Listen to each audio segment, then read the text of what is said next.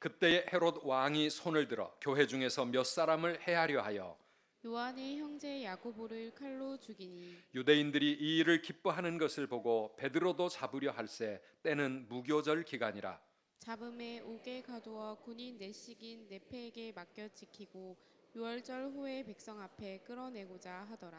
이에 베드로는 옥에 갇혔고 교회는 그를 위하여 간절히 하나님께 기도하더라.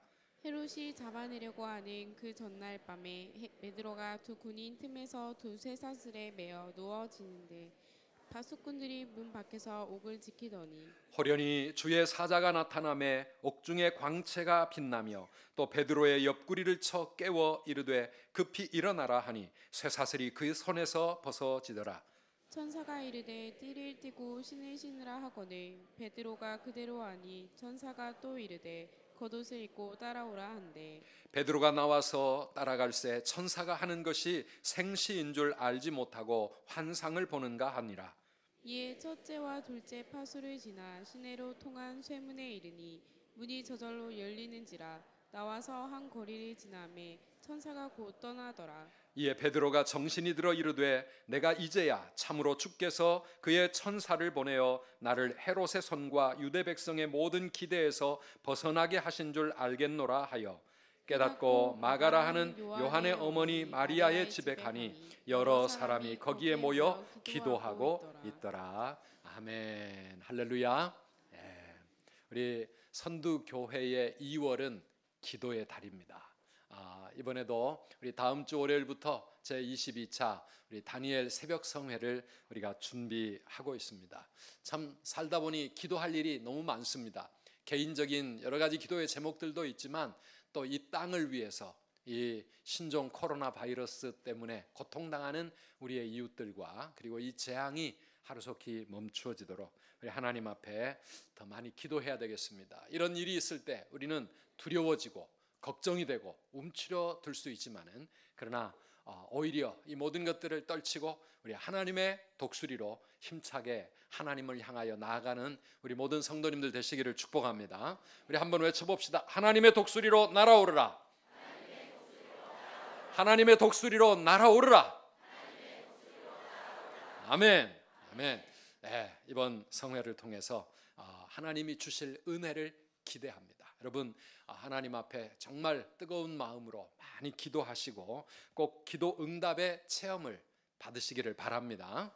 근데 우리가 기도할 때에 우리 마음속에 한 가지 좀 때로 헷갈리는 일이 있습니다. 내가 기도하면 내가 바라는 대로 기도하는 대로 하나님께서 그렇게 다 응답해 주실까 하는 것입니다. 기도는 정말 만능의 열쇠이고 알라딘의 요술 램프처럼 내가 예수님의 이름으로 소원만 말하면 다 되는 것인가? 기도하면 모든 병이 다 낫을까? 기도하면 우리 고난의 문제, 인생의 모든 문제가 다 해결될 수 있을까? 내가 기도하는 대로 원하는 대로 하나님이 다 들어주실까? 여러분 어떠실까요? 오늘 그 답을 오늘 말씀 가운데서 함께 찾아보려고 합니다. 이 모든 질문에 대한 답이 뭡니까? 첫 번째, 교회가 기도할 때, 우리가 기도할 때 하나님의 뜻이 이루어진다라고 하는 것입니다. 누구의 뜻이 이루어진다고요? 하나님의 뜻이 이루어진다. 내 뜻이 아닌 하나님의 뜻이 이루어지는 것, 이게 기도의 본질이라고 말할 수가 있습니다. 오늘 사도행전 12장은 교회가 기도할 때 베드로가 옥에서 기적적으로 탈출하는 그런 이야기가 줄을 이루고 있습니다. 그런데 바로 그 베드로의 이야기 앞에 또 하나 우리가 그냥 지나가기 쉬운 말씀이 있는데요. 우리 1절에서 3절까지의 말씀도 함께 다시 읽어보겠습니다. 그때에 헤롯 왕이 손을 들어 교회 중에서 몇 사람을 해하려 하여 요한의 형제 야고보를 칼로 죽이니 유대인들이 이 일을 기뻐하는 것을 보고 베드로도 잡으려 할새 때는 무교절 기간이라. 야고보가 헤롯 왕의 칼에 죽임을 당했습니다. 야고보는 누굽니까? 베드로, 요한과 함께 예수님의 12제자 중에서도 제일 핵심 멤버 3명 중에 한 사람이고, 그렇기 때문에 초대교회에서 정말 중요한 일꾼이었습니다. 그런데 이 야고보 사도가 헤롯 왕의 칼에 죽임을 당하고 말았습니다. 왜 야고보는 하나님께서 순교하게 죽임당하게 가만히 두시고 베드로는 하나님께서 감옥에서 기적적으로 나오게 하셨을까요? 야고보는 기도를 좀 많이 안 했을까요? 야고보를 위해서 교회가 기도가 식었나요? 야고보의 기도는 약했고 베드로의 기도는 더 세서 하나님께서 베드로만 살려주셨을까? 하나님이 베드로는 많이 사랑하셨는데 야고보는 좀 덜 사랑하셔서 그만 죽게 놔두셨을까? 이런 생각을 우리가 할 수 있습니다. 그런데요, 사랑하는 성도 여러분, 교회가 기도할 때, 성도들이 기도할 때 이 두 가지 일이 같이 일어났습니다. 우리가 기도할 때 하나님은 우리의 소원대로 일을 풀어가시는 것이 아니라 하나님의 뜻이 우리의 삶 가운데 이루어진다는 사실입니다. 우리는 하나님 앞에 무엇이든지 구할 수 있습니다.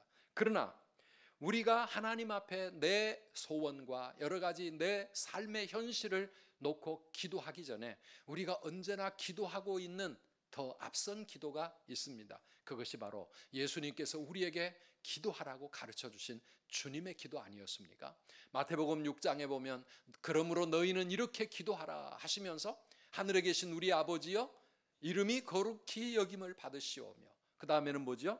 나라가 임하시오며 그리고 뜻이 하늘에서 이루어진 것 같이 땅에서도 이루어지이다. 이 기도를 우리는 늘 주기도 속에서 하나님 앞에 올려드리고 있습니다. 하나님의 뜻이 하늘에서 이루어진 것처럼 그 하나님의 뜻이 이 땅에서도 내 삶 속에서도 이루어지기를 원합니다. 그 기도를 우리는 늘 하고 있지 않습니까? 왜냐하면 그렇게 기도하는 것 그것이 바로 올바른 기도이기 때문에 그렇습니다. 이것이 바로 신본주의의 신앙입니다. 하나님 중심의 신앙입니다.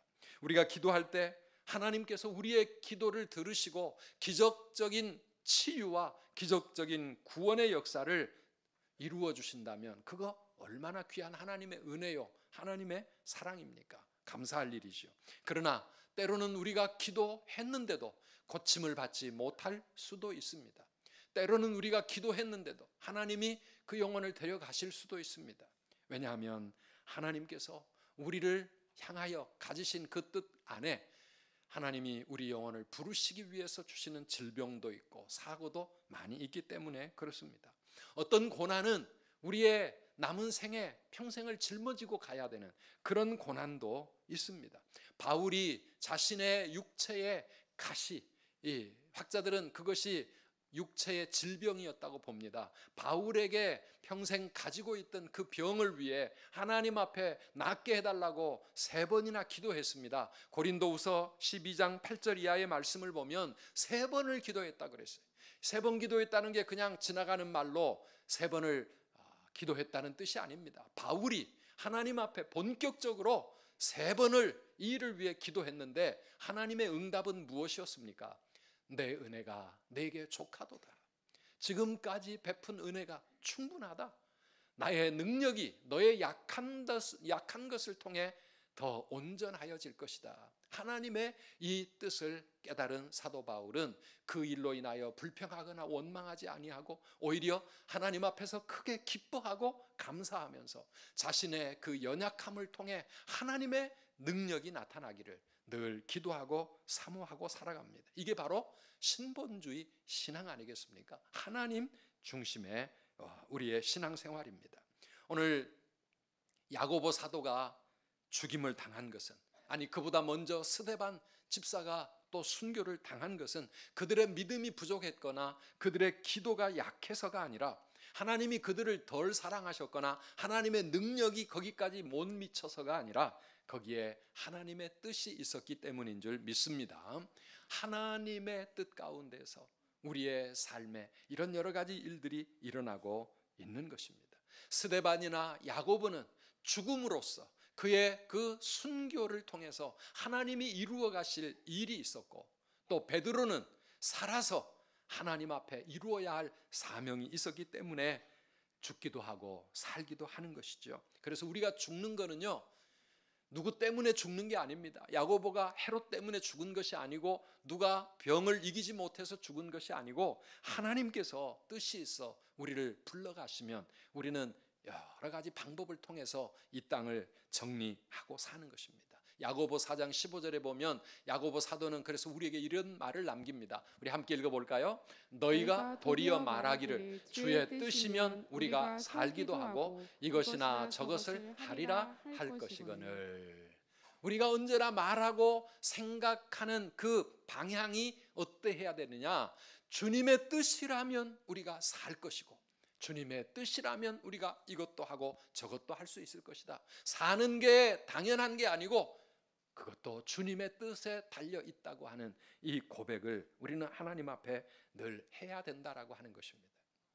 우리나라에 왔던 선교사님들 가운데 가장 안타까운 선교사님을 생각해 보면 루비 캔드릭이라고 하는 선교사님을 말할 수 있을 것 같습니다. 저 사진에 있는 저 선교사는 24살에 미국 감리교 선교사로 우리나라에 들어왔던 분입니다. 이분이 이 조선 땅에 와서 조선 우리 사람들을 얼마나 사랑했는지 여러분 볼 때 오른쪽 편에 그 묘비에 남겨져 있는 그가 했던 고백이 있습니다. If I had 1,000 lives to give, 만일 나에게 줄 수 있는 1000개의 생명이 있다고 하면 Korea should have them all. 한국이, 이 조선이 그 모든 것을 가져야 한다. 이게 무슨 말입니까? 좀 우리말답게 번역을 한다면 만일 나에게 생명이 1000개가 있다고 하면 나는 그 모두를 조선을 위해 드리겠다라고 하는 그런 고백입니다. 그렇게 이 조선을 사랑하고 조선을 위해서 온 삶을 드리며 헌신했던 이분 24살에 이 땅에 왔는데 8개월 만에 이 땅에서 병에 걸려 죽습니다. 8개월 만에 순교자가 됩니다. 얼마나 그가 기도했겠습니까? 얼마나 그를 위해 고국에서 많이 기도했겠습니까? 그런데 그만 이 땅에 온 지 8개월 만에 죽습니다. 그의 죽음은 허망한 것입니까? 그의 그 선교사로서의 헌신은 너무나도 덧없는 것이었을까요? 우리는 하나님의 뜻을 다 이해할 수 없어요. 왜 그토록 귀한 선교사님을 그렇게 빨리 데려가시는지, 아니 예수님도 33세밖에 이 땅에 살지 않으셨는데 왜 그렇게 짧은 생애만 이 땅에 사시고 가셨는지, 좀 많은 곳을 돌아다니시며 조선 땅에도 좀 예수님 오셨더라면 2000년 전부터 이 나라의 역사가 좀 달라졌을 텐데 왜 스데반 집사는 그렇게 빨리 순교자가 되었는지. 그런데 사랑하는 여러분, 그들의 그 죽음이 덧없는 죽음입니까? 예수님 덧없이 죽으셨습니까? 예수 그리스도의 그 죽음은 온 인류를 위한 구원의 길을 여는 위대한 죽음이었고, 스데반 집사의 그 순교는 사도 바울이라고 하는 위대한 하나님의 종을 이 땅에 세워서 그를 통해 수많은 교회와 수많은 영혼들이 세워지고 구원받는 그런 역사를 이루어갑니다. 루비 캔드릭, 이 젊은 이 선교사의 죽음 때문에 그 죽은 소식이 미국에 들려질 때 수많은 젊은이들이 이 루비 캔드릭의 뒤를 이어 선교하겠다고 불같이 일어나서 많은 선교사들이 일어났다는 이 역사가 있습니다. 사랑하는 여러분, 우리는 하나님이 하시는 모든 일을 다 이해할 수 없습니다. 그러나 우리 하나님이 하시는 일은 언제나 선하시고 우리 하나님은 모든 일들을 합력하여 선이 되게 하시고 복이 되게 하시고 유익이 되게 하시는 줄 믿습니다. 그 하나님을 우리가 믿음으로 언제나 하나님의 뜻을 내 뜻보다 먼저 우선하면서 하나님께 기도하는 것입니다. 하나님의 뜻대로 결국은 이루어진다면 왜 굳이 우리가 기도해야 될 필요가 있을까요?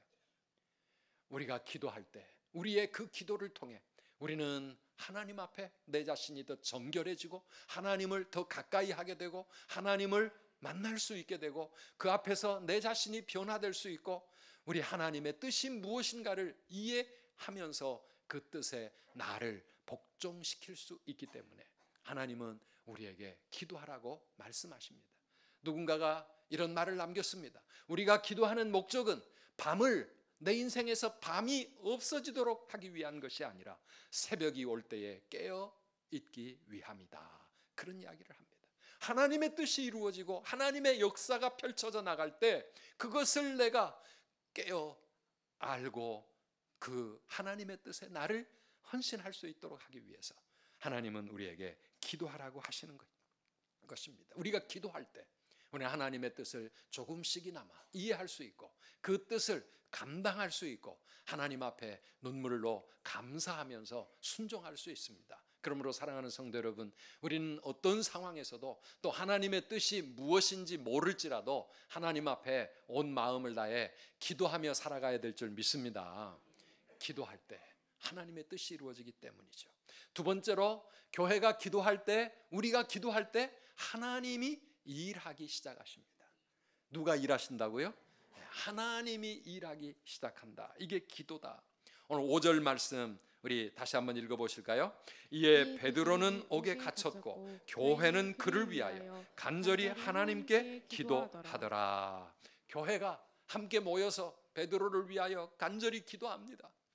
그 기도 들으시고 6절 이하에 보면 하나님께서 역사하기 시작하시는데요, 헤롯이 철통같이 지키던 그 감옥에 하나님은 천사를 보내십니다. 베드로가 죽기 바로 직전 그 전날 밤에 천사가 나타나서 잠든 베드로는 깨우고 그를 지키던 간수들은 깊은 잠에 골아떨어지게 만드시고 쇠사슬을 벗겨 베드로를 밖으로 데리고 나오십니다. 베드로가 감옥문에 도착했을 때 감옥 그 쇠문이 스르르 열렸습니다. 이 자동문이 2000년 전에 벌써 만들어지셨더라고요. 하나님께서 만드신 하나님의 역사로 문이 열리고 베드로는 감옥에서 나와 살게 됩니다. 그리고 기도하는 교회 성도들을 향하여 달려가게 되는데요, 사랑하는 여러분, 이런 일이 정말 일어날 수 있을까? 성경에 많은 기적들이 정말 진짜 일어난 사실일까?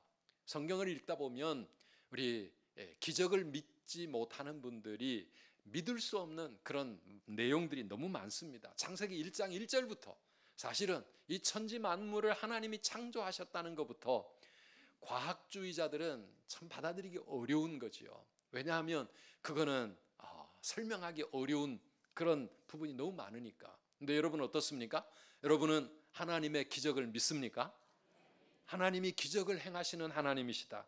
아니, 감옥문 열린 거 이게 문제가 아니고 하나님이 이루신 모든 일들이 다 기적이고 오늘 우리가 그 하나님의 기적 속에 하루하루를 살아가고 있는 것 아닙니까? 내 생명도 기적이고 온 우주 만물과 우리 주위에서 일어나는 자연의 변화가 다 기적 아니겠습니까? 다만 법칙대로 되는 기적이 있고 법칙을 초월하는 기적이 있고, 사람들이 법칙대로 되는 기적은 기적이 아니라고 착각하는데요, 아닙니다. 그 모든 것이 얼마나 놀라운 기적인데요.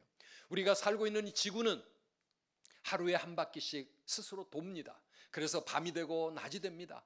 아무도 돌려주는 사람 없는데 이 지구는 한 바퀴를 하루에 한 바퀴 정확하게 돌고 있습니다. 그뿐입니까? 1년 365일에 태양을 한 바퀴를 멀리 돌아옵니다. 아무도 그거 누가 조작하지 않습니다. 그런데요, 수천 년을 하루도 빠짐없고 한치도 오차 없이 이 태양을 돌고 있는 이 지구뿐이겠습니까? 지구 주위에는 달이 또 돌아가고 있고 온 우주 만물 속에 수많은 별들이 그렇게 움직이고 있는데 그 모든 별들이 법칙을 따라 움직이고 있다고 해서 그거 기적 아닙니까? 얼마나 놀라운 기적인데요.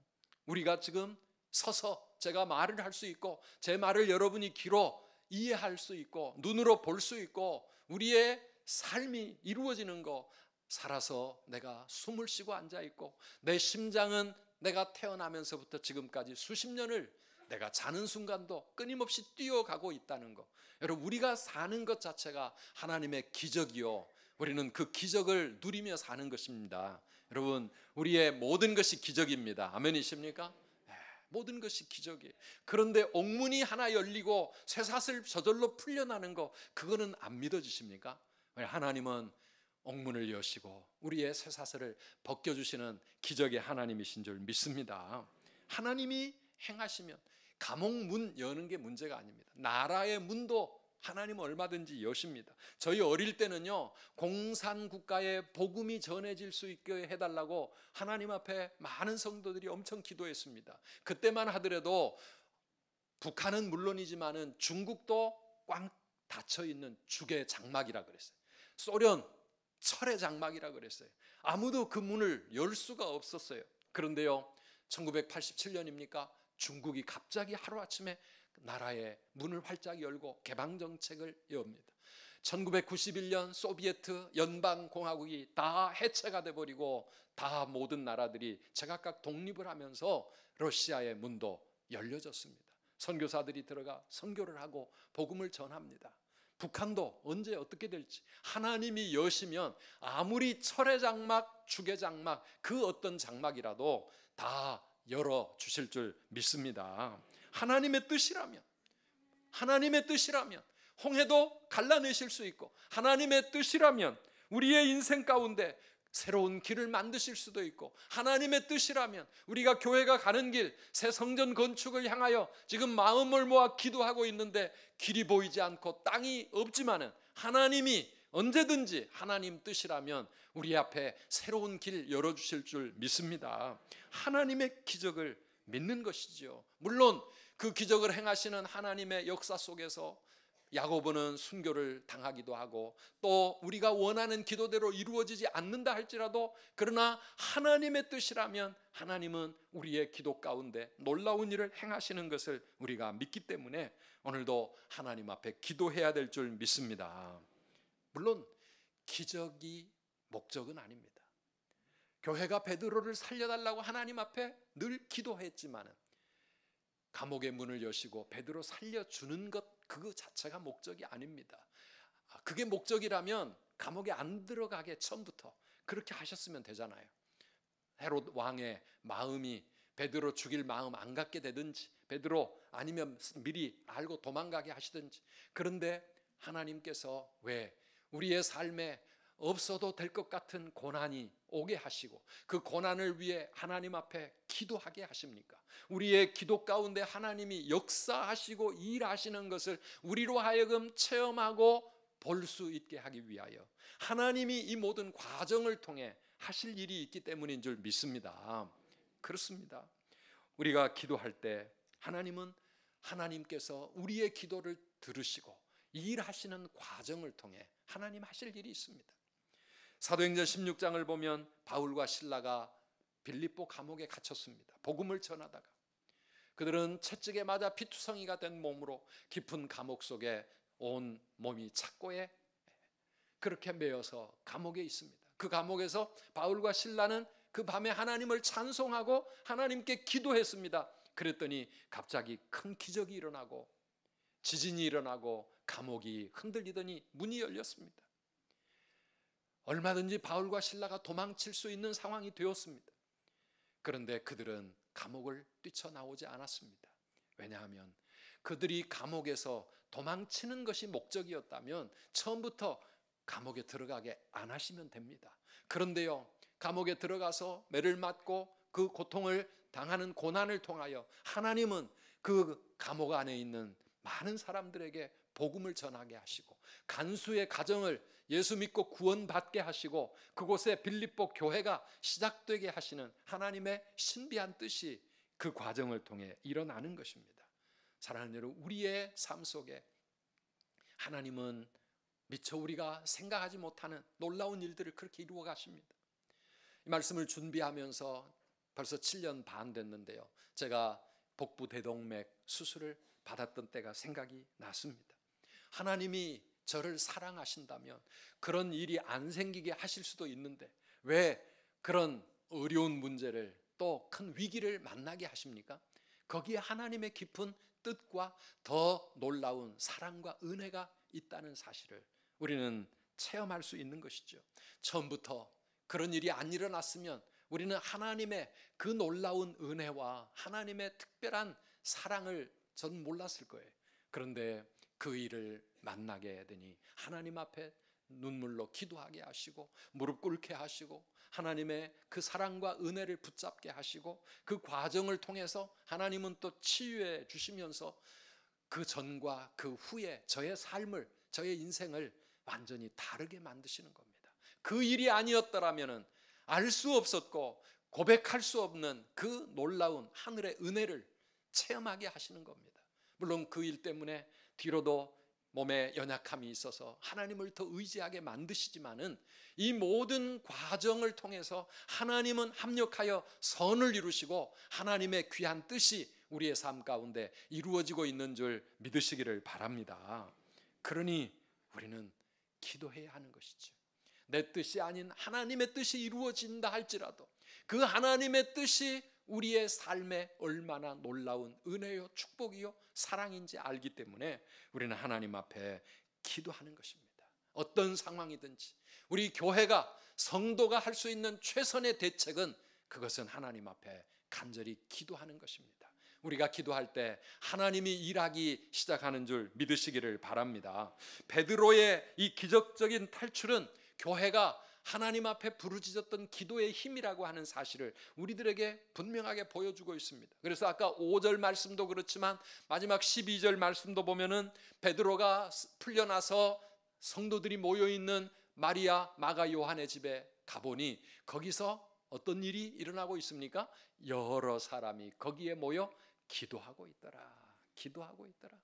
사랑하는 여러분, 우리 성도들의 구원과 또 놀라운 하나님의 사랑과 축복 뒤에는 반드시 기도가 있었다는 사실.